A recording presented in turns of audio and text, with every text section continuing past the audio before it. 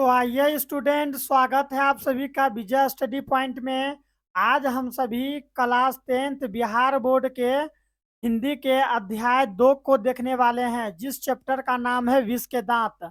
और इसके लेखक है नलिन विलोचन शर्मा जी, जो कि एक कहानीकार बोलिए आप इसको, या फिर निबंधकार बोलिए, या कुछ भी बोलिए। ये अभी तक में बहुत सारे चीज लिख दिए हैं। ठीक है बच्चों, तो आज हम सभी इसी को एक्सप्लेन करके मैं आप लोगों को पूरा संपूर्ण स्टोरी को समझाने वाला हूँ। ये जो स्टोरी है बच्चों, विष के दांत जो स्टोरी है, ये इतना अच्छा स्टोरी है कि इसका जितना तारीफ करे उतना ही कम है। आपको बहुत ही अच्छा लगेगा। ठीक है, और इसको लिखे कौन है बच्चों? तो नलिन विलोचन शर्मा जी लिखे हैं इसको। कौन लिखे हैं? नलिन विलोचन शर्मा जी। एग्जाम में ये प्रश्न बन सकता है कि विष के दांत के लेखक कौन है बच्चों? तो नलिन विलोचन शर्मा जी है। और ये भी प्रश्न पूछ सकता है कि विष के दांत पाठ की कौन सी विधा है बच्चों? तो आपको जवाब देना होगा कि ये एक कहानी है। क्या है बच्चों? कहानी है।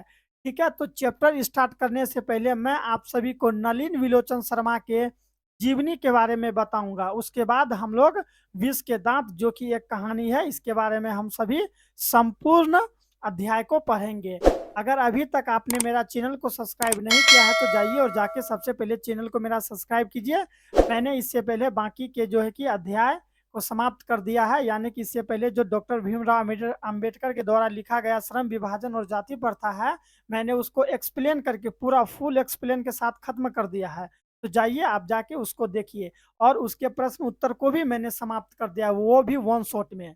तो जाइए वहां पर प्लेलिस्ट में जाके चेक कीजिए। ठीक है, अगर आपको कहीं पर भी दिक्कत है तो डिस्क्रिप्शन में मेरा नंबर दिया गया है, आप हमसे कांटेक्ट कर सकते हैं। तो आइए हम लोग स्टार्ट करते हैं बिना लेट किए। देखिए, ठीक है, आइए सबसे पहले कि नलिन विलोचन शर्मा की जीवनी के बारे में हम लोग पढ़ते हैं। तो नलिन विलोचन शर्मा का जन्म 18 फरवरी 1916 ईस्वी में पटना के बदरघाट में हुआ था। कहाँ पर हुआ था? पटना के बदरघाट में हुआ था। किसका जन्म बच्चों? नलिन विलोचन शर्मा जी का जन्म कहाँ हुआ था? आ, बदरघाट में हुआ था। कब हुआ था? 18 फरवरी 1916 ईस्वी को। ठीक है, पटना के बदरघाट में। कहाँ पर? पटना के बदरघाट में। और बच्चों मेरा जन्म जन्म है 13 फरवरी। ठीक है, 13 फरवरी जो चला भी गया, 13 फरवरी 18 फरवरी। ठीक है, तो पटना के बदरघाट में हुआ था। आगे है कि वे जन्म, वो जो है वो, यानी कि नलिनी विलोचन शर्मा जी जन्म मना भोजपुरी भाषा थे। ठीक है, यानी कि वो जन्म से, ठीक है, जो होता है ना कि जन्म हुआ, उनके पिताजी सब जो भाषा बोलते हैं वही है यहाँ की जन्म ना। ठीक है, भोजपुरी भाषी थे, यानी वो भोजपुरी भाषा में बोलते थे। मैं पूरा एक्सप्लेन करूंगा, इसलिए वीडियो थोड़ा लंबा हो सकता है, तो आप निश्चिंत रखिए और आराम से पढ़िए। निश्चिंत रहिए, आराम से पढ़िए। वे भोजपुरी भाषी थे। प्रश्न ये भी बन सकता है वो कौन सी भाषी थे? ठीक है, नलिनी विलोचन शर्मा जी जन्मजात कौन भाषी थे? तो भोजपुरी भाषी थे। ठीक है, मैं हर एक ऑब्जेक्टिव को एक्सप्लेन करूंगा आप लोगों के। वे दर्शन और संस्कृत के प्रख्यात विद्वान थे। किसके विद्वान थे? दर्शन और संस्कृत के प्रख्यात विद्वान थे। ठीक है, याद रखना है। आगे है कि महामहोपाध्याय पंडित रमावतार शर्मा के ज्येष्ठ पुत्र थे। ये जो थे ज्येष्ठ, ज्येष्ठ का मतलब होता है बच्चों बड़ा। ज्येष्ठ का मतलब क्या होता है? बड़ा, बड़ा पुत्र था। ठीक है, कनिष्क रहता ना तो छोटा समझिए, ज्येष्ठ मतलब होता है बड़ा। ठीक है, ये बड़ा पुत्र थे किसका? रामावतार शर्मा के। यानी कि नलिन विलोचन शर्मा के पिताजी का अगर नाम पूछे तो आपको बोलना होगा कि पंडित रमा अवतार शर्मा। ठीक है, माता का नाम क्या था उसका? रत्नावती शर्मा। माता का नाम क्या था? रत्नावती शर्मा। ठीक है, ये देखिए आगे, आगे क्या है? रत्नावती शर्मा। उनके व्यक्तित्व निर्माण में पिता पंडित्य के साथ उसकी प्रगतिशील दृष्टि की भी बड़ी भूमिका रही थी। उसकी स्कूली पढ़ाई जो है कि बच्चों पटना कॉलेजिएट स्कूल से हुई थी। पटना में ही, जैसा कि उसका जन्म हुआ था तो पढ़ाई लिखाई उसका पटना में। विश्वविद्यालय से उन्होंने संस्कृत और हिंदी में एम, ठीक है, एम का मतलब होता है बच्चों, यहाँ देखे है ना एम ए। ठीक है, एम ए है, ये है एम ए। एम ए जो है एक डिग्री होता है, एम ए, इसको हम लोग बोलते हैं मास्टर ऑफ आर्ट्स। ठीक है, तो हिंदी से जो है कि वो एम ए की पढ़ाई वो संपूर्ण पूरा किए। वे हरप्रसाद दास जैन कॉलेज आरा रांची विश्वविद्यालय और संत में पटना विश्वविद्यालय में प्राध्यापक रहे। सन 1959 में वे पटना विश्वविद्यालय के हिंदी विभाग के अध्यक्ष हुए और मृत्यु प्रांत का मतलब जब तक वे जो है कि बच्चों मृत्यु को प्राप्त नहीं कर गए, यानी कि जब तक उनका देहांत नहीं हो गया तब तक जो है कि वो इसी पद पर बने रहे। कब तक बच्चों? 12 सितंबर 1961 तक इसी पद पर बने रहे, यानी कि मृत्यु प्रांत, यानी कि मृत्यु भी कब हुआ? 12 दिसंबर 1961 ईस्वी। 12 दिसंबर 1961 ईस्वी तक जो है कि वो पद पर ही बने रहे, के अध्यापक के पद पर बने रहे, और अंत में जो है कि उनका मृत्यु हो जाता है। तो ऑटोमेटिक मृत्यु होगा तो वो काम नहीं है ना, वो जो है कि तब तक जिंदा रहे तब तक वो है ना यहाँ विश्वविद्यालय के हिंदी विभाग के अध्यक्ष जो है कि हुए। जब तक मृत्यु उसका नहीं हो गया तब तक वो अध्यक्ष रहे। आगे है कि हिंदी कविता में है ना प्रब्ध यवाद, देखते हैं कैसा कैसा है प्रब्ध यवाद, ठीक है। प्रब्ध यवाद के प्रवर्तक और नई शैली के आलोचक नलिन जी की रचनाएं इस प्रकार है। उसकी रचनाएं जो है बच्चों इस प्रकार से यहाँ पर है, देखिए उसकी क्या क्या रचना है। दृष्टिकोण है, प्रश्न है, देखिए इस टाइप से प्रश्न बनेगा कि दृष्टिकोण रचना किसका है, दृष्टिकोण रचना किसका है, तो आपको जवाब देना पड़ेगा कि दृष्टिकोण जो रचना है बच्चों ये नलिन विलोचन शर्मा जी का है। या फिर पूछ देगा, इसी तरह से बहुत सारा पूछ देता है, ठीक है। देखिए यहाँ है ना, यहीं पर रचनाएं, उसकी रचनाएं कौन कौन सा है, आइए देखते हैं। प्रेमचंद्र साहित्य तत्व और आलोचना आलोचनात्मक ग्रंथ विष के दांत, देखिए विष के दांत जो कि अभी हम लोग एक्सप्लेन करेंगे, विष के दांत और 17, ठीक है, 17 असंग्रहित पूर्व छोटी कहानियां, यानी छोटा छोटा कहानी भी उसका बहुत है। कहानी संग्रह केसरी कुमार तथा नरेश के साथ काव्य संग्रह नकेन के प्रदय और नकेन दो सदल मिश्र, ये सब चीज है उसके। आगे है ग्रंथावली अयोध्या प्रसाद खत्री स्मारक ग्रंथ संत परंपरा और साहित्य आदि संपादक ग्रंथ है, ये सब उसके ग्रंथ है, ठीक है। तो उसके क्या है बच्चों? ग्रंथ है। आइए हम लोग देखते हैं। आलोचकों के अनुसार प्रयोगवाद का वास्तविक प्रारंभ नलिनी विलोचन शर्मा की कविताओं कविताओं से हुआ है। किससे हुआ है? कविताओं से हुआ है। अब इसके बाद ये सब जो है ना बच्चों, ये सब उतना इंपॉर्टेंट नहीं है, इसीलिए मैं केवल रीडिंग दे देता हूं और आप लोग समझिए। और उनकी कहानियां में मनोवैज्ञानिकता के तत्व समग्रता के उभर कर आए। आलोच आ, आलोचना में वे आधुनिक शैली के समर्थक थे। वे कथ्यशील भाषा आदि सभी स्तरों पर नवीनता के आग्रही लेखक थे। में प्राय प्रांगत दृष्टि एवं शैली का निषेध तथा आधुनिक दृष्टि का समर्थन है। आलोचना आलोचना की उनकी भाषा गठी हुई और संकेतात्मक है। उन्होंने अनेक पुराने शब्दों को नया जीवन दिया जो आधुनिक साहित्य में पुनः पुनः क्या हो गया? प्रतिष्ठित हुए। यह कहानी विष के दांत तथा अन्य कहानियां नामक कहानी संग्रह से ली गई है। ये किससे ली गई है? यह जो कहानियां है विष के दांत, यह कहानियां विष के दांत तथा अन्य कहानियां नामक कहानी संग्रह से ली गई है। यह कहानी मध्यम वर्ग के अनेक अंतर्विरोधी को उजागर करती है। यह उजागर करती है। कहानी का जैसा ठोस सामाजिक संदर्भ है वैसा ही स्पष्ट मनोवैज्ञानिक आशय भी। आर्थिक कारणों के मध्यम वर्ग के भीतर ही एक और सेन साहब जैसी एक श्रेणी उभरती है जो अपनी महत्वाकांक्षा और सफेद पोशी के भीतर लिंग भेद जैसे कुसंस्कार छिपाए हुए हैं, तो दूसरी ओर गिरधर जैसे नौकर पेशी निम्न मध्यम वर्गीय व्यक्ति की श्रेणी है जो अनेक तरह के थोपी गई बंदिशों के बीच बच्चों, मैं भी बताऊंगा आपको ये सब सारा अभी, ठीक है। बंदिशों के बीच अपने अस्तित्व को बहादुरी एवं साहस के साथ बचाए रखने के लिए संघर्षरत है।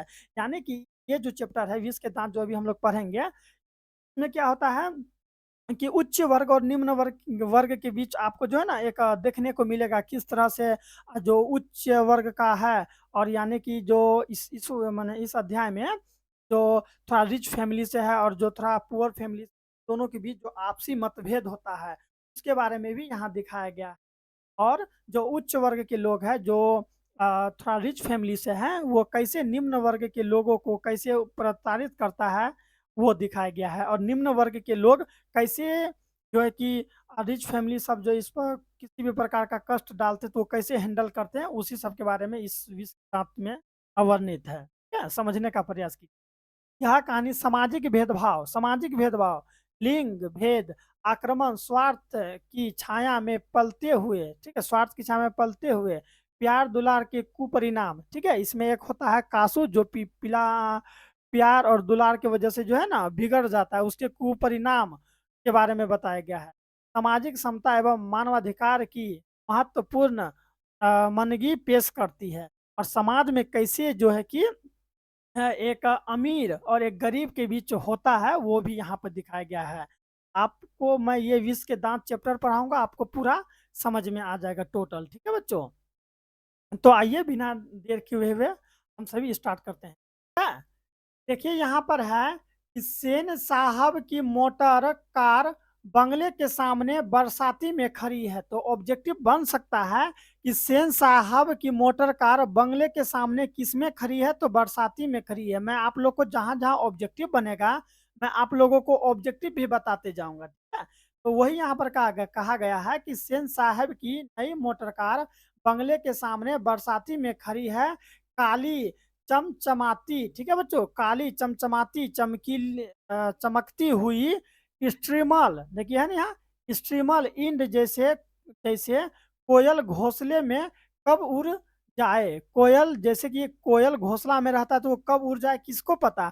उसी तरह जो है सेन साहब का जब मोटर कार है वो बंगले के सामने, ठीक है, बरसाती में खड़ी है, कि वो कब जो है कि गाड़ी जानबे करते हैं ना, चमचमाती हुई कार अगर है तो मन क्या करता है कब चलाएं, कब वो ये स्पीड में निकल जाएगा, पता है ना। वही यहाँ पर कहा गया है कि सेन साहब की नई मोटर कार बंगले के सामने बरसाती में खड़ी है।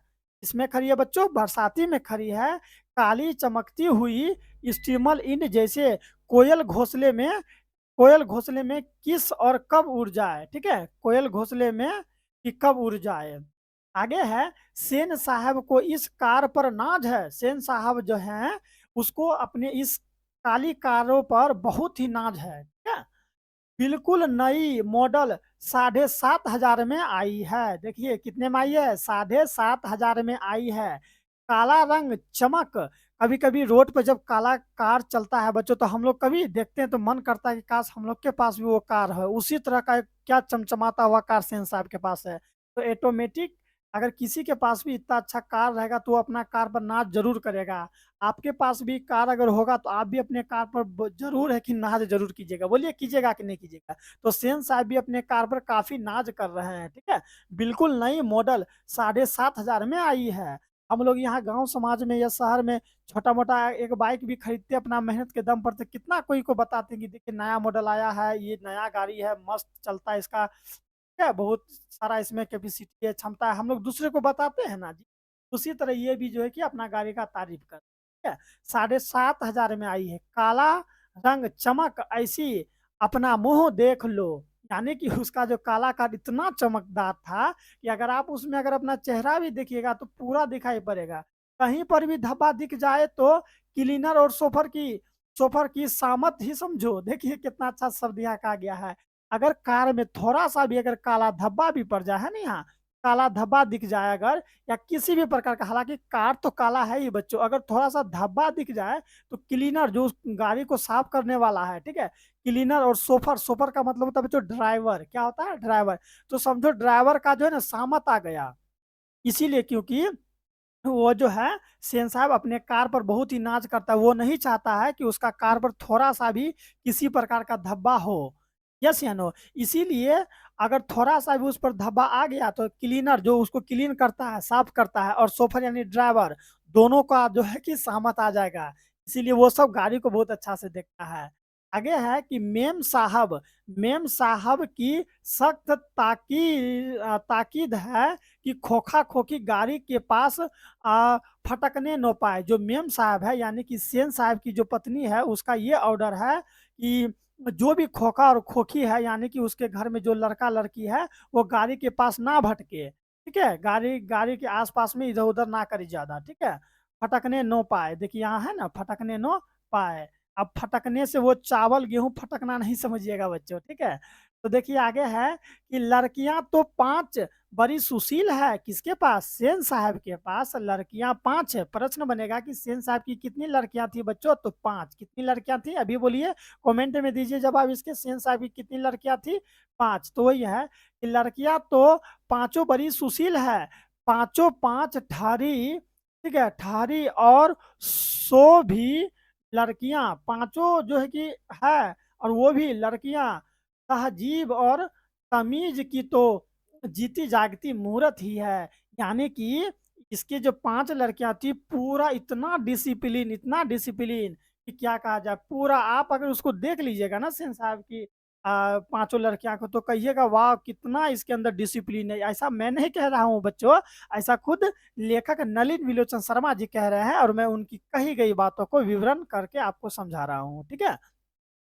जीती जागती मूर्त है, ठीक है। मिस्टर और मिसेज सेन ने उन्हें क्या करना चाहिए, क्या सिखाया हो या नहीं, क्या नहीं करना चाहिए उन्हें, इनकी ऐसी तामील दी है कि क्या कहें।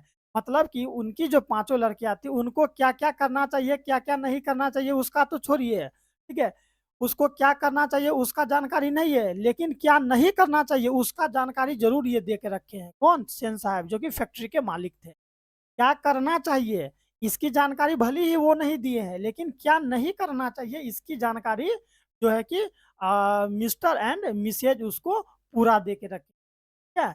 वो यहाँ पर दिया गया, उन्हें क्या करना चाहिए यह सिखाया हो या नहीं, क्या क्या नहीं करना चाहिए उसकी उन्हें ऐसी तामील दी है कि बस देखिए कहा है, अभी वही ना बताए। चलिए आगे देखिए, लड़कियां क्या है, यहाँ पर लड़कियां क्या है। प्रश्न ये भी बन सकता है कि विष के दांत के अकॉर्डिंग, ठीक है, विष के दांत के अकॉर्डिंग लड़कियां क्या है, तो कठपुतलियां। ऑब्जेक्टिव में ये प्रश्न बन सकता है। तो लड़कियां क्या है, कठपुतलियां है।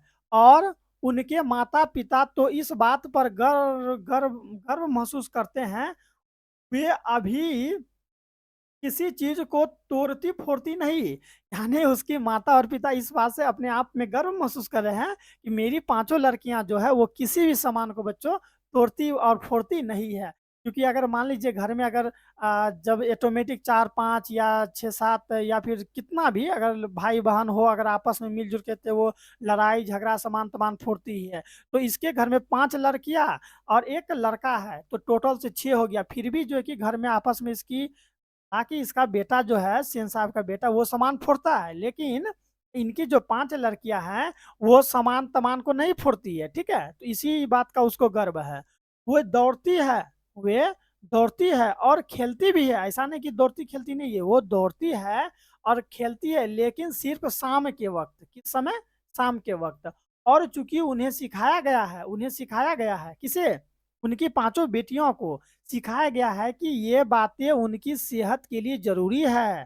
देखिए अभी यहाँ पर हम बोले ना, क्या क्या करना चाहिए, ठीक है, क्या करना चाहिए ये नहीं सिखाया, लेकिन क्या नहीं करना चाहिए ये भी उनको जो है कि ये उनको सिखाया गया है।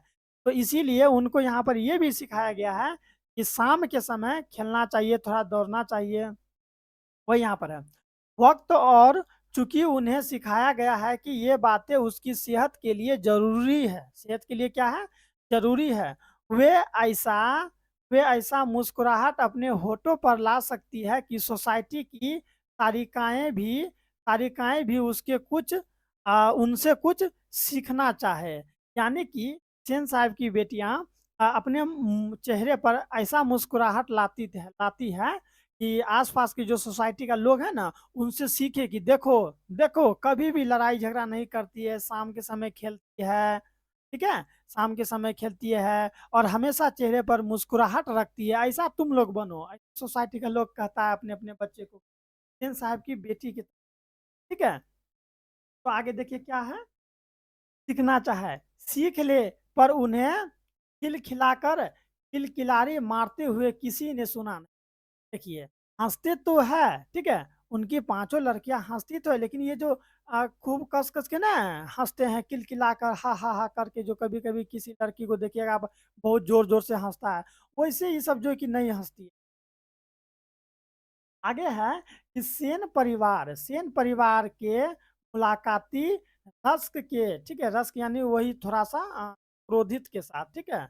अ, सेन परिवार के मुलाकाती जो उससे मुलाकात करने आते हैं वही मुलाकाती, सेन परिवार के मुलाकाती रस्क के साथ अपने शरारती बच्चे से खींचकर कहते हैं, एक तुम लोग हो और एक मिसेज सेन की लड़कियां हैं। देखिए, देखिए यहाँ पर जो भी सेन सेन परिवार में आते हैं भेंट मुलाकात करने के लिए, वे अपने बच्चे को ही डांटने लगते कि देखो, सीखो इनसे, एक तुम लोग हो जो इतना बदमाशी करते हो, इतना जो है कि इधर उधर करते हो, लेकिन यहाँ पर देखो सेन साहब की लड़कियां देखो कितनी अच्छी है, कभी भी इधर उधर नहीं करती है, शाम के समय खेलती है, मिल के रहती है, एक तुम लोग हो। इस तरह से जो है कि सेन परिवार में जो भी मुलाकात कोई भी अगर आते हैं रिश्तेदार, तो वे अपने बच्चे को डांटते हैं और कहते हैं देखो सीखो इनसे, कुछ सीखो।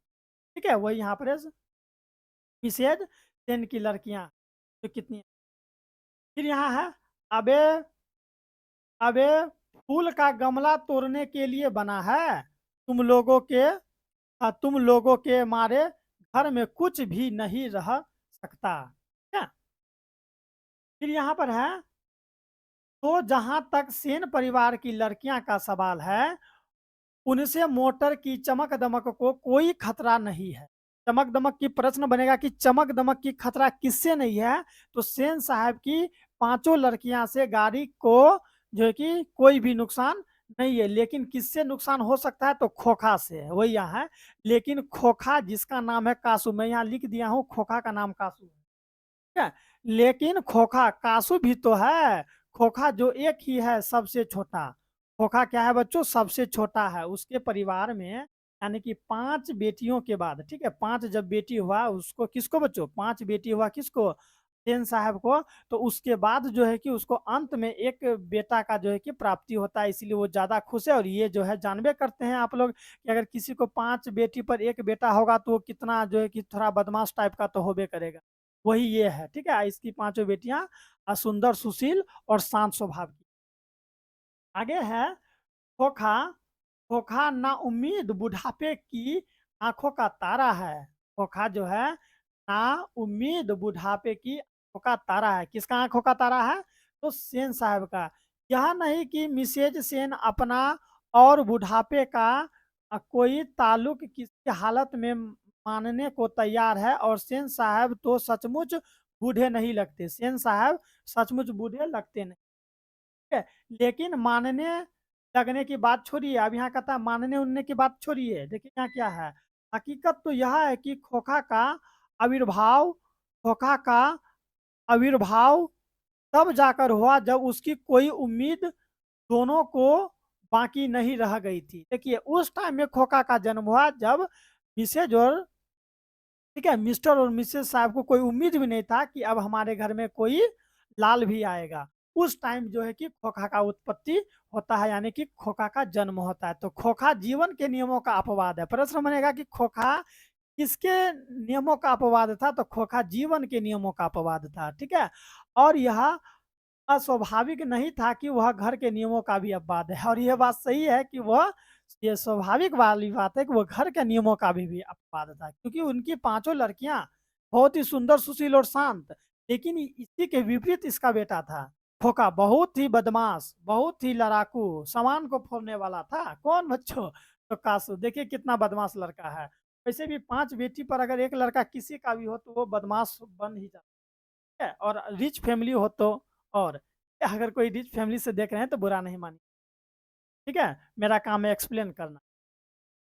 अब आइए आगे देखते हैं हम लोग। इस तरह मोटर को कोई खतरा हो सकता था, इस तरह मोटर को कोई खतरा हो सकता था तो खोखा से ही, मोटर को अगर कोई खतरा हो सकता था तो केवल खोखा से ही हो सकता था। बात ऐसी थी कि सीमा, रजनी, आलो, सोफाली, आरती, पांचों हुई तो उनके लिए घर में अलग नियम थे। जब उनकी पाँचों बेटियाँ हुई तो उनके लिए घर में अलग नियम थे। दूसरी तरह की शिक्षा थी, उसके लिए पढ़ाई की भी व्यवस्था अलग था, ठीक है? शिक्षा का व्यवस्था अलग था और खोखा के लिए व्यवस्था अलग। दूसरी कहने के लिए कहने के लिए तो कहने के लिए तो सेनों का कहना था कि खोखा आखिर अपने बाप का बेटा ठहरा। देखिए, बाप का बेटा ठहरा, उसे तो इंजीनियर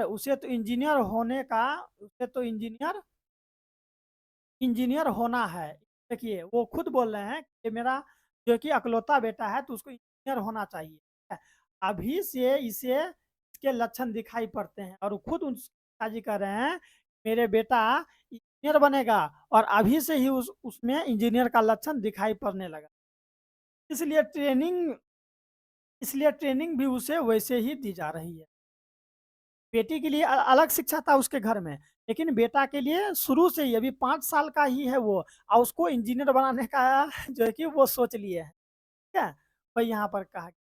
बात यह है कि बात यह है कि खोखा के दुर्ललित दुर्ललित का मतलब होता है लाड़ प्यार में बिगड़ा हुआ। क्या होता है? लाड़ प्यार में बिगड़ा हुआ। बात यह है कि खोखा के दुर्ललित लाड़ प्यार में बिगड़ा हुआ स्वभाव के अनुसार ही सेन साहब ने अपने सिद्धांतों को भी बदल लिया। ठीक है, बेटा उसका ज्यादा दुलरुआ है तो अपने स्वभाव को भी वो बदल लिया, इसलिए उसको ज्यादा नहीं कुछ बोलता था। अगर कोई गलती भी कर देता था ना तो उसका बेटा जो है कि उसका बेटा यानी कि सेन साहब के बेटा अगर कोई गलती भी कर देता था तो उसको उतना कुछ नहीं बोलता था और उसी का तारीफ कर देता। अक्सर ऐसा होता था और ये अक्सर ऐसा होता भी था। मैं आपको अभी यहाँ बताऊंगा। अभी सेन परिवार के दोस्त आते हैं। यस, अब देखिए ऑटोमेटिक जब परिवार है तो वहां पर सब कोई आएंगे, तो सेन परिवार के कुछ दोस्त होते हैं वो आते हैं। भड़कीले ड्राइंग रूम का मतलब होता है बैठक का कमरा, ठीक है? बैठक का कमरा में बैठाते हैं। जब सेन साहब के दोस्त आते हैं तो कहाँ बैठाते हैं? कमरे में बैठाते हैं, ठीक है? बैठक का जो कमरा है कमरे में बैठाते हैं। बातचीत के लिए बातचीत के लिए विषय का अभाव होने पर चर्चा निकल पड़ती है कि किसका लड़का क्या करेगा। अब देखिए, जब किसी घर में फैमिली आएगा तो बातचीत अब कौन सा टॉपिक पर बात किया जाए। तो जब बात किया जाए किस टॉपिक पर बात किया जाए तो सब अपने अपने जो है कि बाल बच्चे के बारे में बात उखाड़ते कि किसका लड़का क्या करेगा। तो देखिए यहाँ पर क्या बोला है, किसका लड़का क्या करेगा। तब किसका लड़का क्या करेगा, तब सेन साहब बड़ी मौलिकता और दूरदेशी के साथ फरमाते हैं। देखिए फरमाते हैं, वह तो लड़के को लड़के को अपने ढंग से ट्रेनिंग करेंगे। करेंगे क्या कर रहे हैं, देखिए अभी से ही मतलब कि उसको ट्रेनिंग दे रहा है। कौन सी का बोल रहे हैं करेंगे। आजकल की पढ़ाई लिखाई तो बेफजूल है, उसका कहना है। सेन साहब का कहना है कि आजकल की जो पढ़ाई लिखाई है, कैसा पढ़ाई है? बेफजूल है, यानी कि पढ़ा के कोई फायदा नहीं है। ऐसा किसका कहना है? सेन साहब का कहना है। अब देखिए अब देखिए अब देखिए ना, सेन साहब वह तो उसे अपनी तरह बिजनेसमैन इंजीनियर बनाना चाहते हैं। खोखा को कौन बनाना चाहते हैं अपनी तरह बिजनेसमैन? उनके पिताजी क्या बनाना चाहते हैं? बिजनेसमैन बनाना चाहते हैं। कहते हैं, ठीक है, देखिए यहाँ कहते हैं खोखा 5 साल का हो रहा है। खोखा कितने सालों का हो रहा है? खोखा 5 सालों का हो रहा है। खोखा खोखा कितने सालों का हो रहा है बच्चों? 5 सालों का। खोखा 5 सालों का हो रहा है। लोग कहते हैं उसे किंडर गार्डन स्कूल में भेज दो। लोग कहते हैं उसे किंडर गार्डन स्कूल में भेज दो, लेकिन मैंने अभी यही इंतजाम किया है। उसको किंडर गार्डन स्कूल में नहीं भेजा है और उसका घर पर ही एक अलग व्यवस्था लगा दिए। उसके ऐसे क्या लगाए हैं तो देखिए, कारखाने में एक बढ़ई, बढ़ई किसको कहते हैं? जो वो लकड़ी वगैरह वगैरह सब काम नहीं करता है, ठोक ठाक वाला, ठीक है? कारखाने का जो बढ़ई है, बढ़ई मिस्त्री, तो एक घंटों के लिए आकर तो एक घंटों के लिए आकर, मुझे तो हंसी भी आ रही है, तो एक घंटों के लिए आकर उसके साथ कुछ ठोक पीट किया करे। देखिए, पढ़ाई लिखाई छोड़ा के उसको क्या बोल रहा है कि हम अपने बच्चे को जो है ना, अब मेरे जो फैक्ट्री में काम करता है एक बढ़ई मिस्त्री, हम उसी को बोले हैं कि रोज 2 घंटा मेरे घर पर आ जाओ और आके मेरे बच्चे को ठोक पीट करने सिखाओ, इससे मेरा बेटा इंजीनियर बन जाए। सोच देखिए। ठीक है? उसके साथ कुछ ठोक-पीट किया करे। इससे बच्चे की उँगलियाँ अभी से ही औज़ारों से वाकिफ़ हो जाएँगी। हिंदुस्तानी लोग यही नहीं समझते कि वो खुद नहीं समझ रहे हैं और कह रहे हैं कि हिंदुस्तानी लोग ही नहीं समझ, क्योंकि जब तक शिक्षा नहीं लेगा बच्चों, तब तक वो एक बेस्ट इंजीनियर बन ही नहीं सकता है। हाँ या नहीं? आप अच्छा से ठोक-ठाक करने लगे, कोई चीज़ को खोल-खाल के सही कर दिए, तो ऐसा थोड़ी कि आप एक्सपर्ट टीचर बन पाइएगा, उसके लिए आपको पढ़ना ज़रूरी होगा। वही है। इसका क्या कहना है, हिंदुस्तानी लोग ही नहीं। एक दिन का वाकया है एक दिन का वाकया है कि ड्राइंग रूम में सेन साहब के कुछ दोस्त जो है कि बैठकर गपशप कर रहे थे। क्या कर रहे थे? गपशप कर रहे थे। उनमें एक साहब साधारण हैसियत के साधारण हैसियत यानी नॉर्मल, ठीक है? ये कर्सर को आप देखते रहिए। कहाँ का मेरा कर्सर जाता है आप वहीं देखिए। साधारण हैसियत के अकबर नवीस थे और सेनों के दूर के रिश्तेदार भी थे। ठीक है? वो क्या थे? सेनों के दूर के रिश्तेदार भी थे। साथ में उनका लड़का भी था। साथ में क्या था? उनका लड़का भी था। माने जो उसके कने के रिश्तेदार आए हुए थे ना, उनके साथ उनका एक लड़का भी था। जो था तो खोखा से भी छोटा, देखिए खोखा से भी क्या था? छोटा था, पर बड़ा समझदार और होनहार मालूम पड़ता था। किसी ने उसकी कोई हरकत देखकर उसकी कुछ तारीफ कर दी। तारीफ जान ही रहे हैं, तारीफ तारीफ कर दी। उन साहब से पूछा कि बच्चा स्कूल तो जाता होगा? सके इससे पहले कि वो जवाब देता, सेन साहब ही जवाब देने लगे। देखिए, के घर में जो रिश्तेदार का एक बच्चा आया था, रिश्तेदार आपस में बात करते-करते वहाँ पर एक रिश्तेदार दूसरे रिश्तेदार से पूछता है कि ये जो बच्चा है, देखने में तो बहुत ही समझदार लगता है, क्या इसका पढ़ाई-लिखाई होता है? तो था उससे, लेकिन इसके पहले ही पत्रकार महोदय देखिए है ना, पत्रकार महोदय कुछ जवाब देते सेन साहब ने कुछ किया कुछ किया, यानी वो अपने दिमाग लगा लिया। वो अपना बेटा का ही तारीफ़ करना शुरू कर दिया। मैं तो खोखा को इंजीनियर बनाने जा रहा हूँ। देखिए बात चल रहा है वो दोनों के बीच है। यहाँ अपना बेटा का बात ये आके क्या करता, मैं अपना बेटा को जो है कि इंजीनियर बनाना चाहता हूँ। और वे ही बातें दोहरा के और थकते नहीं। वो सब कोई एक ही बात बोलते हैं कि मैं अपने बेटे को इंजीनियर बनाऊँगा और ये बात वो कितनों बार बोलते हुए थकते नहीं है।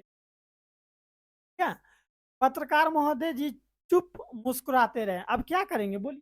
जब वो बोल ही रहे हैं तो हटा दिए।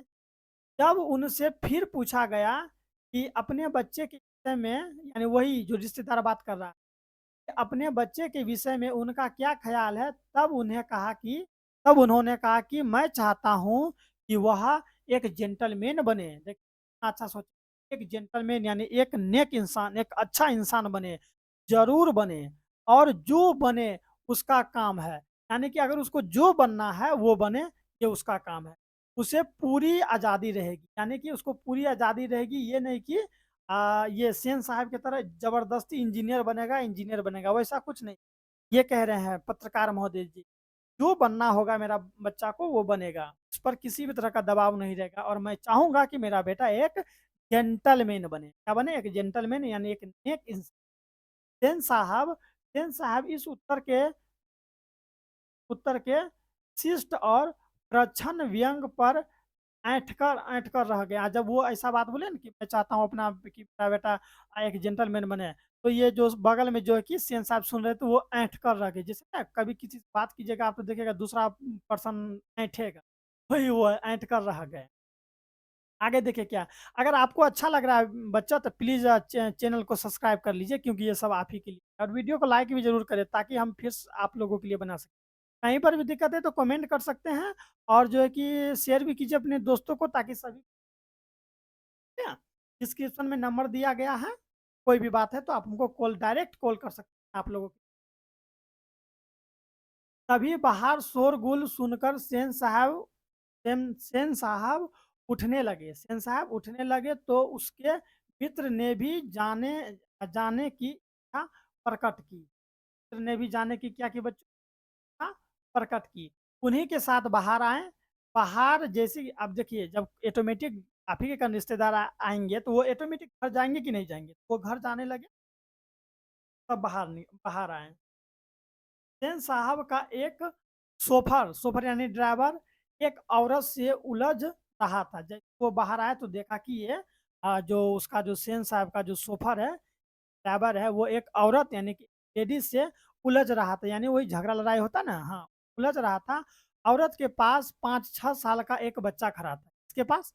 औरत के पास एक 5 और 6 साल का एक बच्चा खड़ा था, जिसे वह रोकने की कोशिश कर रही थी। कौन कर रही थी? वो औरत, यहाँ पे जो दिया है औरत, जो कि अ, उस लड़का का माँ होती है, ठीक है? यानी कि यहाँ बात किया गया है, मैं आपको समझाऊँ, इस लड़का का नाम है मदन, जो कि ड्राइवर से उलझ रहा था, और जब ड्राइवर से उलझ रहा था, तो वो जो औरत है वो मदन की माँ है, और मदन की जो माँ है वो मदन को दूर करती है कि बेटा मत लड़ो, चलो यहाँ से, ठीक है?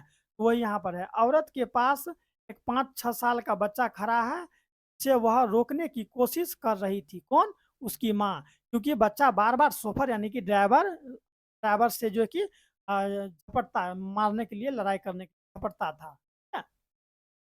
हुसैन साहब को देखकर औरत जो है कि सहम गई, थोड़ा-सा डर गई। डरेगा ना कोई, सोचिए आप झगड़ा करने की महल के आगे जो है कि मालिक आ जाएगा तो ऑटोमेटिक डर जाइएगा, भले ही बच्चा ना डरे। वही यहाँ पर हुआ। सहम गई, शोफर ने साहब की ओर देखकर अदब के साथ कहा, देखिए साहब, मदन गाड़ी को छू रहा था। चूँकि मैं आपको पहले ही बता दिया था कि जो है कि सेन साहब है, वो गाड़ी पर थोड़ा-सा धब्बा भी देखना नहीं चाहते थे। तो वही यहाँ पर जो उसका शोफर है, ड्राइवर है, वो डायरेक्ट किसको कह रहे हैं? इसको कह रहे हैं, किसको? सेन साहब को, कि देखिए साहब, ये जो मदन है गाड़ी को छू रहा था। ठीक है? गाड़ी गंदा हो जाती, गाड़ी गाड़ी देखिए छूने से गंदा हो जाती। गाड़ी गंदा हो जाती, मैंने मना किया तो लगा कहने, "जा, जा।" होता है ना, बोलते हैं ना हम लोग कभी, "चल, चल।" वही यहाँ कहने लगा, "जा, जा।" तो मैंने उसे पकड़कर अलग कर दिया। मैंने उसे, गाड़ी जब छू रहा था तो मैंने उसे पकड़कर अलग कर दिया। तो इस पर, ठीक है, अलग कर दिया, इस पर मुझको मारने दौड़ा। देखिए, अलग किया तो मारने था, और उसकी माँ भी आकर खामखा मुझसे ही उलझ रही थी। ऑटोमेटिक अगर बच्चे को कोई मारेगा तो माँ से रहा नहीं जाएगा। ठीक है? तो माँ उलझ गई किससे? शोफर यानी ड्राइवर से उलझ रही है। मदन की माँ कुछ कहना चाहती थी, लेकिन ठीक है, डर से वो, कि वो रिच फैमिली से था ना, थोड़ा वो सेठ था तो अब ऑटोमेटिक डर जाएगा। लेकिन सेन साहब के सटे होठ को देखकर चुप रह गई, यानी कि वो सेन साहब चुपचाप देख रहे हैं पूरे, थोड़ा क्रोधित में। तो वो जो है, उसकी माँ जो है वो डर जाती है, मदन की माँ डर जाती है कि कुछ ना बोल दे।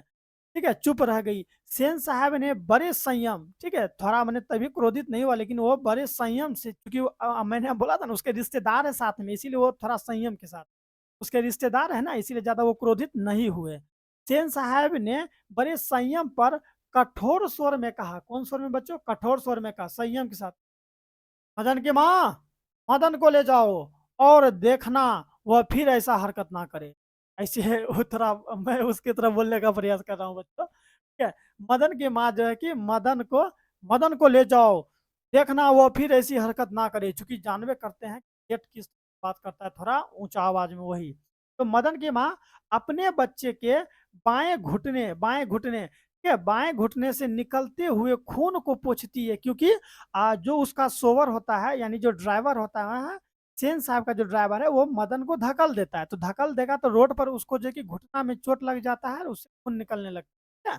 तो खून को पोंछती हुई चली गई, खून को पोंछ दी, अपना बेटा का खून, और वहां से दोनों, मम्मी और उसका बेटा, वहां से चला गया।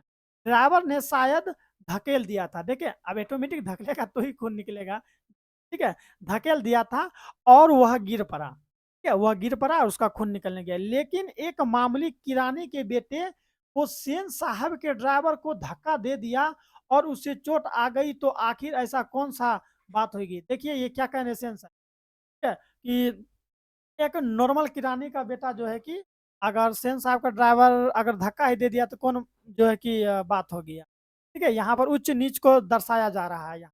देखिए है ना, यहाँ पर उच्च भावना और निम्न भावना, ठीक है? गरीबी और अमीरी का यहाँ फ़र्क आपको देखने को मिल जाएगा। देखिए यहाँ क्या है, एक मामूली, देखिए मामूली है तो इसका मतलब क्या, कोई भी कुछ कर देगा। एक मामूली किरानी के बेटे को सेन साहब के ड्राइवर ने धक्का दे दिया। क्या कर दिया? धक्का दे दिया और उसे चोट आ गई। क्या आ गई? चोट आ गई। तो आखिर ऐसी कौन-सी बात हो गई? यानी क्या? तो किराने का बेटा का क्या चोट नहीं होता है? कौन-सी बात हो गई? ऐसा बात कर रहे हैं। फिर है, ठीक इसी वक़्त मोटर के पीछे खटखट। अब यहीं पर जबकि वो वहाँ से उसकी मम्मी और वो मदन चला गया, तो गाड़ी के पीछे से खट-खट, ठीक है? पीछे से खट-खट का जो है ना आवाज़ सुनकर सेन साहब लपके। अरे तोरी के, फिर कार के पीछे कौन है? इतना महँगा कार, इतना सुंदर कार को खट-खट का आवाज़ क्यों आ रहा है? वो तुरंत गया गाड़ी के पीछे जाके देखता है और शोफर भी दौड़ता है, यानी ड्राइवर भी दौड़ता है। दौड़ा और लोग सीढ़ियों से उतरकर, सीढ़ियाँ से कौन उतरा? जो उसके कारण जो गेस्ट आए हुए थे, चूँकि वो सीढ़ी पर ही खड़ा थे ना, सीढ़ियों से उतरकर अपनी-अपनी गाड़ियों की ओर चले गए। वो चूँकि वहाँ 2-4 गाड़ी था जिससे उसके कारण जो गेस्ट वगैरह आए हुए, सब अपनी-अपनी गाड़ियों की तरफ चले गए। तभी तभी सभी ने देखा कि सेन साहब खोखा को गोद में लेकर, देखिए किस पे लेके? गोद पे लेकर हल्की मुस्कुराहट के साथ डाँट रहे हैं और मोटर की पिछली बत्ती का लाल शीशा चकनाचूर हो गया है। सेन साहब ने मित्रों को संबोधित करते हुए कहा, आप लोगों ने आप लोगों ने बड़ा शरारती हो गया है कासू। उसको कह रहा है कि देखिए ना, जो है कि ये है कौन शरारती हो गया, कासू जो है कि बड़ा शरारती हो गया है, देखें। जब सोफर और सेन साहब, सुनिए, जब सोफर और सेन साहब जब दौड़ के देखा कि कार के पीछे से खट-खट का आवाज़ किस चीज़ का आ रहा है, तो जब वो जाकर देखा, तो देखा कि उसका जो बेटा है कासू, वो उसका जो हेड पीछे का जो लाइट होता है ना, उसको फोड़ दिया है। फिर भी वो अपने बच्चे को गोद में लिए हुए, तो जो है कि दुलार कर रहा है और प्रेम से बात कर रहा है और उसको बोलता है, जो भी उसका गेस्ट है उसको बोला कि देखते हैं मेरा बेटा कितना शरारती है। देखिए मेरा बेटा कितना शरारती है। और थोड़ा-सा वो मदन छू दिया तो उसको देखिए ऐसे करके डाँट के भगा दिया और उसका बेटा फोड़ दिया, तो उसको भी थोड़ा-सा डाँटना चाहिए ना, कि नहीं, 5 बेटियों पर 1 बेटा जो है। सेन साहब ने मित्र को संबोधित करते हुए कहा, देखा आप लोगों ने, बड़ा शरारती हो गया है कासू।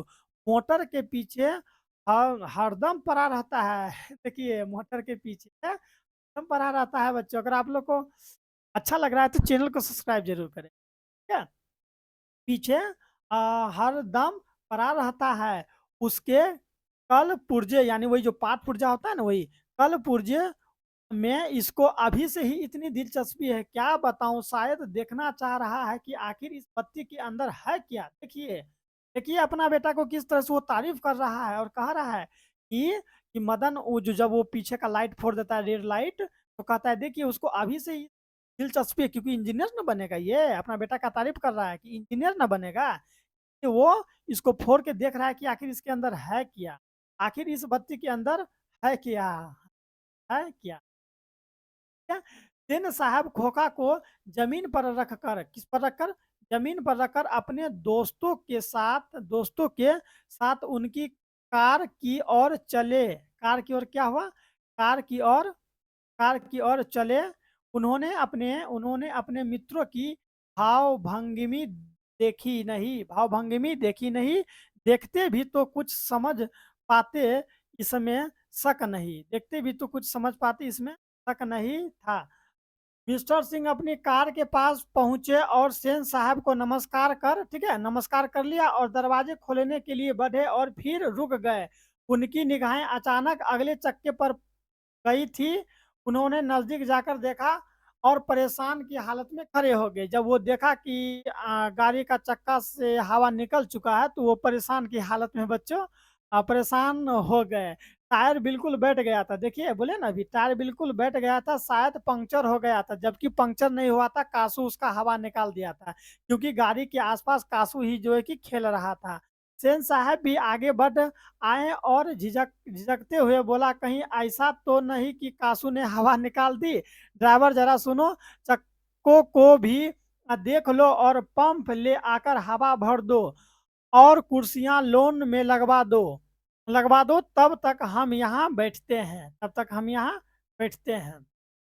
फिर आगे ड्राइवर ने एक कार का चक्का लगाकर सूचना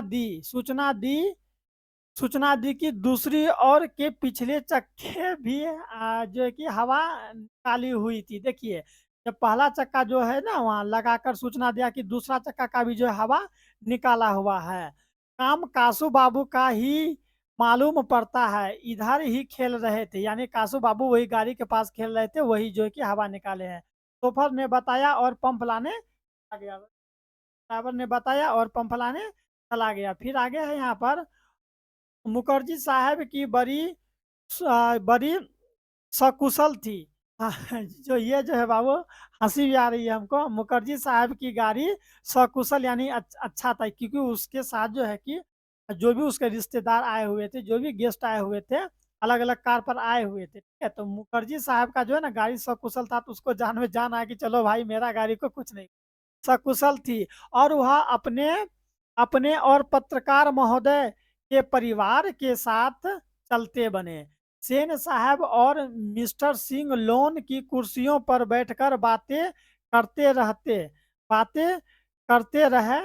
बातों के सिलसिले में ही सेन साहब ने बतलाया कि कासू चक्कों इधर चक्कों से हवा निकालने की हिकमत जान ली थी, और मौका मिलते ही शरारत कर गुजरा। देखिए अपना बेटे का जो है ना तारीफ कर रहा है कि ये जो है हवा खोलने का टेक्निक वगैरह जान गया है, लेकिन उधर मदन अगर थोड़ा सा गाड़ी उसका छू भी दिया तो उस पर उतना नाराज हो गए थे, ठीक है। तो अ, शरारत कर गुजरता था, उनका अपना ख्याल था।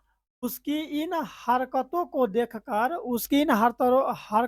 देखकर साफ मालूम होता है कि इंजीनियर में उसकी दिलचस्पी है। देखिए लेखक कह रहे हैं कि मेरा बेटा का जो ये हरकत है, इस हरकत से पता चलता है कि कैसा लक्षण है, इंजीनियर वाला जो है कि इसका लक्षण है, ठीक है, जो कि बिल्कुल गलत है। इसका सोच ही गलत है, ठीक है।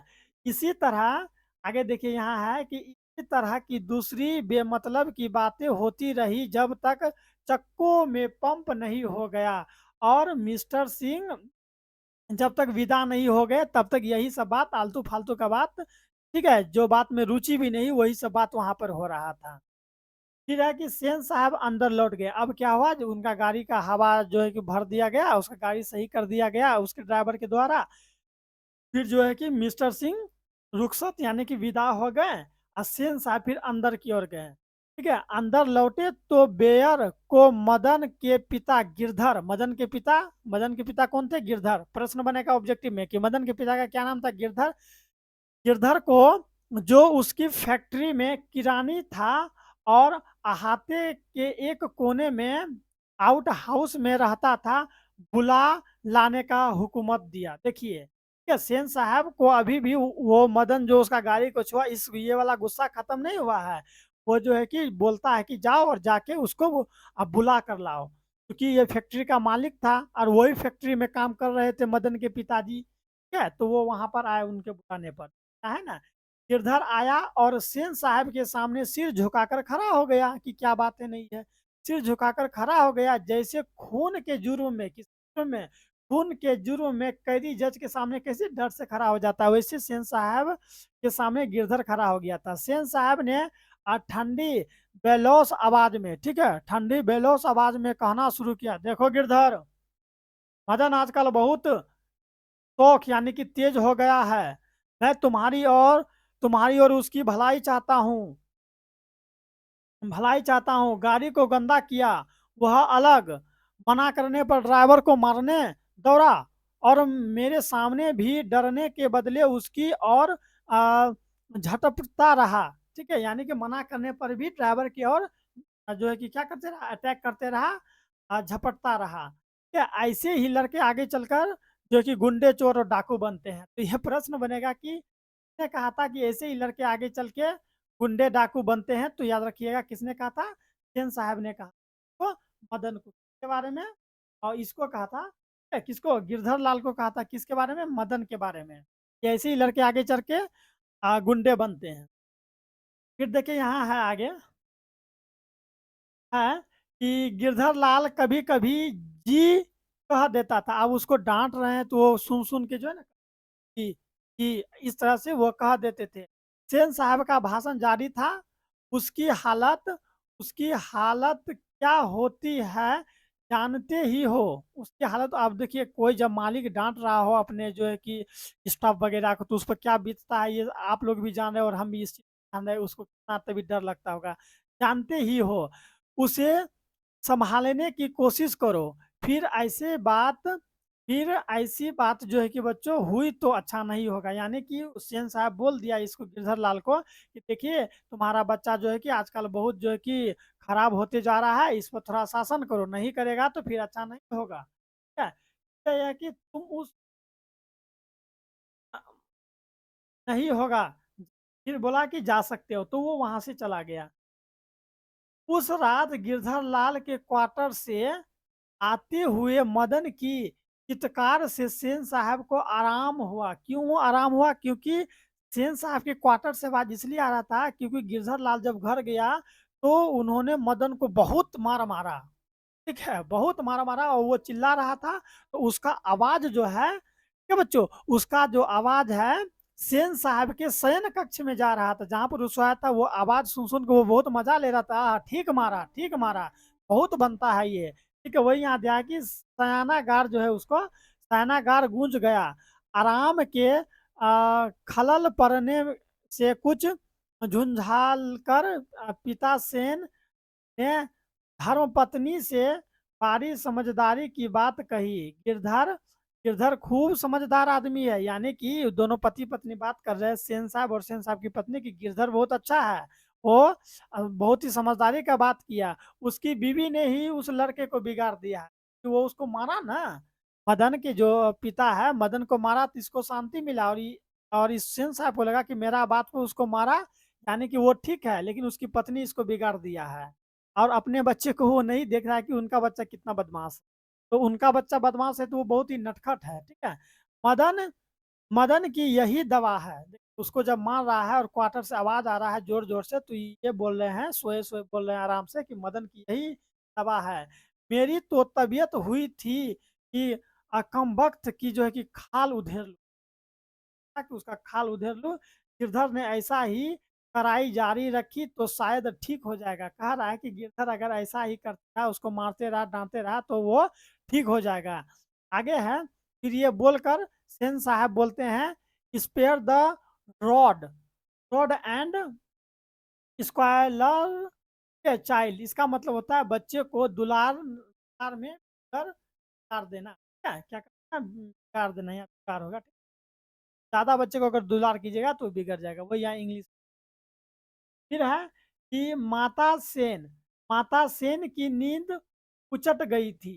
माता सेन यानी साहब की है ना नींद उचट गई थी उनका बात को सुनकर। किसका बात को? सेन साहब। क्योंकि जब क्वार्टर से आवाज़ आ रहा था तो सेन साहब खूब बक-बक कर रहे हैं कि बहुत ठीक मारा उसको, वो बिगड़ गया है, ये बिगड़ गया। लेकिन है तो पत्नी ये भी जो है कि मदन के बारे में ही कुछ-कुछ बोलकर वो जो है देखिए पढ़ते हैं। माता सेन की नींद चटक गई थी, उन्हें मदन की कतार चिलचिलाहट से ज़्यादा अपने पति बोले ना अपने पति की बक-बक पर खीज बक-बक पर खीज आ रही थी। लेकिन उन्होंने भी अपनी झीक मदन पर ही उतारी। देखें और मदन को ही उन्होंने भी डाँट दिया। कमबख्त कैसे कौवे की तरह चिल्ला रहा है, भिखमंगा कहीं का। उसको मदन को बोली। ठीक है, कौन बोली? तो ये सेन साहब की पत्नी। खोखा की बराबरी करता है, खोखा की बराबरी करता है भिखमंगा कहीं। खोखा की बराबरी करता है, ऐसे करके बोल के वो फिर सो मदन का अरता रुदन रुक गया। वो जो चिल्ला-चिल्ला के रो रहा था, कुछ देर बाद वो रुदन रुक गया। खैरियत थी उसकी, सिसकियाँ सेन जो है कि सेनों की सेनगार तक नहीं पहुँच सकी थी। यानी कि ऐसे सोचिए खैरियत ये है कि वो जो सिसक ऐसे करके जो सिसकता है ना, सिसक-सिसक कर जो किसी को मारते हैं तो कितना सिसकता है। तो वही सिसक का जो आवाज़ है ना, उसका सेंधार तक नहीं पहुँचा, नहीं तो फिर उसके बारे में बोलते रहता कि ये अब ठीक कर रहा है और अच्छा कर रहा है। लेकिन वो जो मार जब उसका बंद हुआ तो सिसक-सिसक कर रोते रहते हैं। ठीक है? सिसकने आप लोग जानते हैं ना, देखे होंगे कई बार। तो वो फिर चुप है, लेकिन दूसरे दिन तो बिल्कुल बिल्कुल बढेर यानी कि भद्दा मामला हो गया। फिर दूसरे दिन और मामला, वो बहुत ही भद्दा मामला सामने आ गया। शाम के वक्त खेलता कूदता खोखा, इस समय शाम के समय खेलता कूदता खोखा जो है कि बंगले के अहाते की बगल वाली गली में जा निकला। कौन? खोखा। अगले दिन शाम के टाइम में खोखा जो है कि बगल का जो एक होता है ना गली, गली में जो है कि खेल निकला। वहां धूल में मदन पड़ोसी के आवारागर्द ठोकरों के साथ लट्टू नचा रहा था। कौन नचा रहा था? लट्टू नचा रहा था। कौन? तो मदन नचा रहा था गांव के या फिर वही गली के आवारा लड़कों के साथ। खोखा ने देखा तो उसकी तबीयत मचल गई। खोखा जब उसको देखा कि मदन यहाँ खेल रहा है, इसको बहुत गुस्सा बनने लगा। खोखा तबीयत मचल गई। हंस कौवा की जमानत में शामिल होने के ढलक गया। हंस का यहाँ पर हंस कहा गया है किसको? हंस कहा गया है बच्चों खोखा को। ठीक है, हंस कहा गया है खोखा को।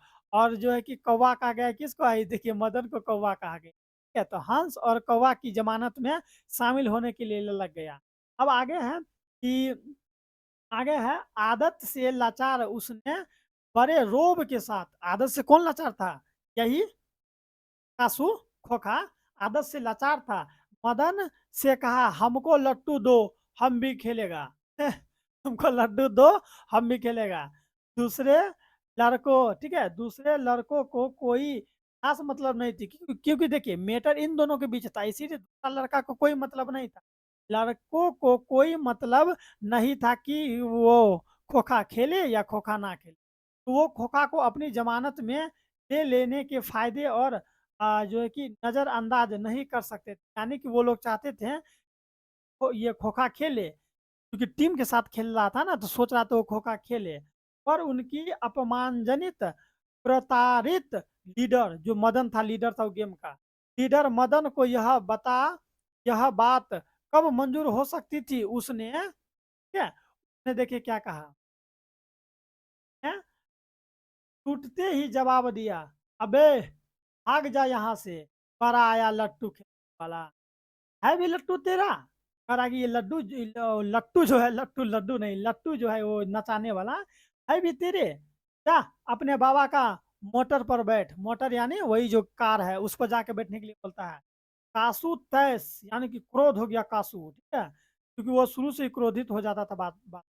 कासू तैस यानी कि क्रोध में आ गया। वह इसी उम्र में नौकरों पर, अपनी बहनों पर हाथ चला देता देता था। और क्या मजाल उसे कोई कुछ कह दे। वो जिसको मन होता था उसको मारता था, लेकिन उसके अमीरीपन की वजह से वो कोई उसको कुछ नहीं करता था।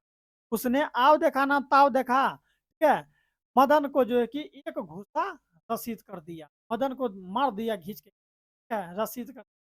फिर चोर गुंडा डाकू होने वाला मदन, क्योंकि उसके पिताजी ही ने कहा था कि जो मदन है चोर डाकू गुंडा बनता है, तो चोर चोर गुंडा डाकू वाला मदन भी अब मान आंसू पर अटैक कर पड़ा, टूट पड़ा वह।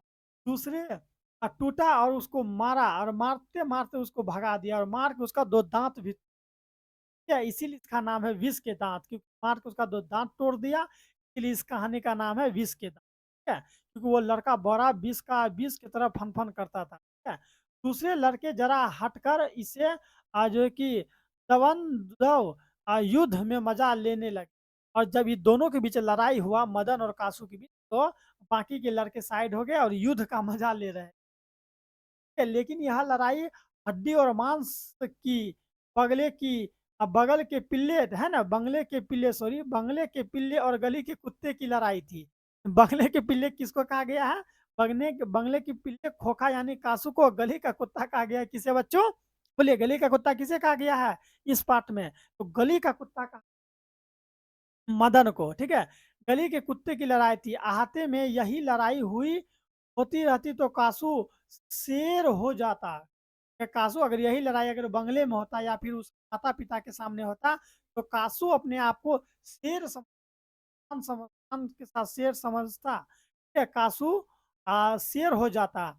वहाँ से तो 1 मिनट बाद ही वह रोता हुआ जान लेकर भाग निकला।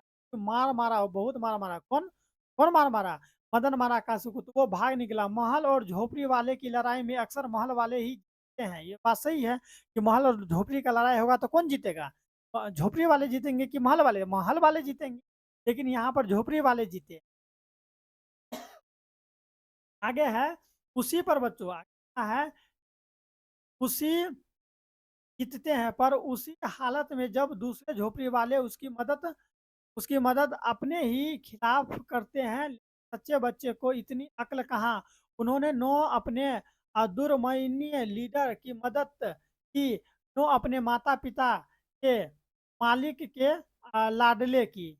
उसको ये भी सोचना चाहिए मदन को, ठीक है, किसको?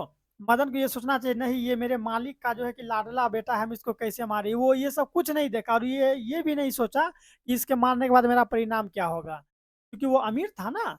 फिर भी जो है कि मदन उसको मारा। मदन गरीब होते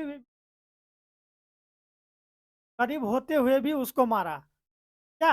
अब वही याद है कि अपने माता पिता के मामले के लाडले लाडले वो कुछ नहीं सोचा, परिणाम का चिंता नहीं किया, डायरेक्ट उसको मारा। ठीक है, वही यहाँ दिया गया। क्योंकि देखिए है तो वो बच्चा ही ना, उसको क्या पता कि क्या अमीरी क्या गरीबी, वो सिर्फ लड़ाई हुआ तो वो उस पर कूद पड़ा। हाँ, लड़ाई खत्म हो जाने पर तुरंत ही सहमते हुए तितर बितर हो गया। लेकिन हाँ, जब लड़ाई खत्म हुआ तो वो थोड़ा देर के लिए डर गया, तितर बितर हो गया। ठीक है? मदन घर नहीं लौटा। वो सोच लिया कि आज फिर हमको पापा बहुत मार मारेंगे। मदन घर नहीं लौटा, लेकिन जाते कहाँ, और बेचारा वो जाता ही कहाँ, 8-9 बजे तक इधर उधर मारा फिरा। 8-9 रात तक वो इधर उधर मारा फिरता रहा। फिर भूख लगी। गली के दरवाजे जो है कि गली के दरवाजे आहिस्ता आहिस्ता घर में है। भूख लगी तो जो है क्या है, गली के दरवाजे से आहिस्ता आहिस्ता यानी कि धीरे धीरे वो घर में घुसा। और जो है कि उसके लिए मार खाना कोई मामूली बात थी? मामूली बात यानी वो मार खाता ही था, रोज ही मार खाता था, मामूली बात थी। डर डर था। तो यही कि आज मार और जो है कि दिनों से भी बुरी होगी। यानी कि जो उस दिन जो उसका कार जो छोड़ा था ना, कार को नहीं छोड़ा था, मोटर कार को, तभी जो है उसको मारा था ना उसका पिताजी की। वहाँ पर गया सेन साहब से बदतमीजी या ड्राइवर से बदतमीजी ये मारा था ना। ये मदन सोच रहा था कि आज उससे भी बुरी आज हम लेकिन उपाय ही क्या है? ठीक है? मार खाने के अलावा उसके पास और उपाय ही क्या था? वह पहले रसोई घर में घुसा। वो आराम-आराम से कहाँ घुसा? रसोई घर में घुसा, माँ नहीं थी बगल में। सोने वाले कमरे में बातचीत की आवाज़ आ रही थी। पिता और माता वो पता करना चाहा कि बगल में मम्मी और पापा यानी कि सेन साहब का जो वो नौकर था जिसका नाम था गिरधरलाल की दोनों जो है कि घर आराम से बात कर रहा था और रही। ठीक है, आवाज आ रही थी। उसने इत्मीनान, कौन बाबू? इत्मीनान कौन? इत्मीनान के साथ भरपेट खाना कौन? मदन इत्मीनान के साथ भरपेट खाना खाया। फिर फिर आगे क्या है? फिर दरवाजे होता है यहाँ। फिर दरवाजे के पास जाकर अंदर की बातचीत सुनने की कोशिश करने लगा लगा उसे बड़ा ताजुब हुआ कि उसकी उसकी अम्मा ने कोई बात पूछी जिससे वह ठीक सका। तो उसने बाबू ने झलझलाकर कहा, अरे भाई, बतलाया तो साहब ने सिर्फ यही कहा कि आज से तुम्हारी कोई जरूरत नहीं है, कल से काम छोड़ देना, यही और अपनी तनख्वाह ऑफिस से ले जाना। कहने का मतलब ये है बच्चों, यहाँ पर मैं आप जब क्या हुआ, जब मदन ने कासू को मारा तो बहुत लड़ाई हुआ। तो ये वहां से मदन जब मारा उसको और उसका दो दांत तोड़ दिया, तो वो कासू घर गया तो उसका पिताजी को तो पता चलेगा ही ना कि मेरा बेटा को मदन मारा है। तो वो यही बात के लिए जो है कि मालिक कौन? सेन साहब गिरधर लाल यानी कि मदन के पिता गिरधर लाल को कहते कि अब तुमको कल से काम पर आने की जरूरत नहीं है। ठीक है, कल से तुम काम पर नहीं आएगा। ठीक है, हालांकि जो है कि सेन साहब उसको सब बात बोले होंगे कि आपका बच्चा ने मेरे बच्चे को मारा, फिर भी आप जो है कि ध्यान नहीं देते हैं, इसीलिए उसको काम से ही हटा दिए। लेकिन यहाँ पर अभी मैंने आपको बोला था ना, यहाँ पर देखिए वो क्या बोल रहे हैं, इधर किधर गया? अ, उन्होंने बात को जो है ना घुमा कर बोला, ठीक है? आप यहीं पर था, ठीक है? आप लोग देखिएगा, ठीक, खोज लीजिएगा, ठीक है? उन्होंने बात को घुमाकर ही क्या कहा? घुमाकर कहा कि अरे साहब ने सिर्फ इतना ही कहा कि कल से काम पर आने की ज़रूरत नहीं है और ऑफ़िस में आके पेमेंट ले जाना, यानी मदन ने काम की कोई बात नहीं हो रही थी। मदन सोचा आहा! मेरे बारे में तो बात नहीं ना हो रहा है, क्योंकि जब हम लोग कोई गलती करते हैं, डर लग जाता है कि मम्मी-पापा हम लोग के बारे में बात कर रहे हैं, मारेंगे, पीटेंगे, ताकि ताकि जैसे सुनते हैं। आप लोग भी कभी ना ऐसा ज़रूर किए होंगे, लुका के सुनते हैं ना कि हाँ, पापा मेरे बारे में तो बात नहीं कर रहे हैं, मार लगेगा, ऐसा। तो मदन भी बेचारा वही सोच रहा था। जब मदन देखा कि नहीं काम के बारे में बात कर रहा है, तो वो जो है कि वहाँ से जाने लगा। कि उसकी सज़ा की जो है कि तजवीज़ होती रहती, तो सुनने की कोशिश भी करता। अगर उनका सज़ा के बारे में बातचीत चलता कि आने दो, आज उसको बहुत मार मारेंगे, तो जो है कि वो सुनता भी, लेकिन उसके बारे में बात नहीं हो रहा था, तो वो नहीं सुनता है। आप लोग भी घर में कोई बदमाशी करते हैं और आपका मम्मी-पापा कोई दूसरा मैटर पे बात कर रहा है, तो आप वहाँ पे उसमें इन्वॉल्व नहीं होते हैं और जो वहाँ से चल जाते हैं। लेकिन अगर आपके बारे में ही कहेगा कि आने दीजिए आज उसको, आने दीजिए आज राकेश को, आने दीजिए आज अजय को, आने दीजिए आज रोहित को, आज मार लगेगा, तो हम लोग सुनने अरे पापा तो मेरे हाँ, तो आज वह दबे पाँव बरामदे में रखी चारपाई की तरफ सोने के लिए चला गया, क्योंकि रसोई घर में भरपेट वो खा लिया था, तो वो सोने के लिए चला, तो अंधेरे में उसका पैर लोटे से लग गया। अंधेरे में वो जा रहा था छिप-छिप के, तो पैर किससे लग गया? लोटा से लग गया। लोटे की छन-छन की आवाज़ सुनकर गिरधर बाहर निकल आया। अरे कौन है? बाहर निकल आया, तो मदन की अम्मा भी उसके साथ थी। दोनों निकला आवाज़ सुन के, ठीक है? अ, दोनों साथ था। मदन चौंक गया कि अब क्या होगा? घुमा और घुमा और मार खाने की तैयारी में जो है कि छाती को अपने हाथ से बाँध कर खड़ा हो गया कि अब लीजिए मारिए पापा हम। खड़ा हो गया मदन। मदन अक्सर अपने पिता के हाथों पीटता था, बहुत पीटने पर वो जो है कि रोता भी था। मगर मगर बहादुरी के साथ गिरधर निसहाय बहादुर के साथ किया, तो कोई बात नहीं, निकाला तो निकाला, कम से कम मेरा बेटा उसको सबक तो सिखा दिया, मारा तो कम को तो खोखा जी को हाँ, मारा तो कम से कम। यही बात को इसका माने कि गिरधर लाल को भी ऐसा एहसास हो कि चलो कोई बात नहीं, मारा तो कम से कम बहुत वो बनता था, मेरा बेटा के पीछे लगा। गिरधर निसहाय निठुरता के साथ मदन की ओर बढ़ा। किसकी ओर बढ़ा? मदन की ओर बढ़ा, उसके पिताजी बढ़ा, और मदन ने अपने दांत जो कि भींच लिए गिरधर मदन के बिल्कुल पास आ गया। कहाँ गया? बिल्कुल पास आ गया। अचानक वह ठिठक गया। उसके चेहरे से नाराजगी का बादल हट गया। नाराजगी का क्या हो गया? बादल हट गया। उसने उसने लपक कर मदन के हाथों से उठा लिया, कि पिताजी अपने बेटे को हाथों से उठा लिया। मदन हक्का-बक्का हो गया कि अरे बाप रे! रोज़ मारने वाले पिताजी आज हम खा रहे हैं। हक्का-बक्का हो गया, ठीक है? अपने पिता को देखता रहा। उसे याद उसे याद नहीं उसके पिता ने कब उसे इस तरह प्यार किया। उसको ये बात पता भी नहीं है कि उसके पिताजी ने उसको कब प्यार किए थे। क्योंकि रोज़ तो उसको मार ही लग रहा था ना बच्चों। हाँ, तो कब प्यार किया था?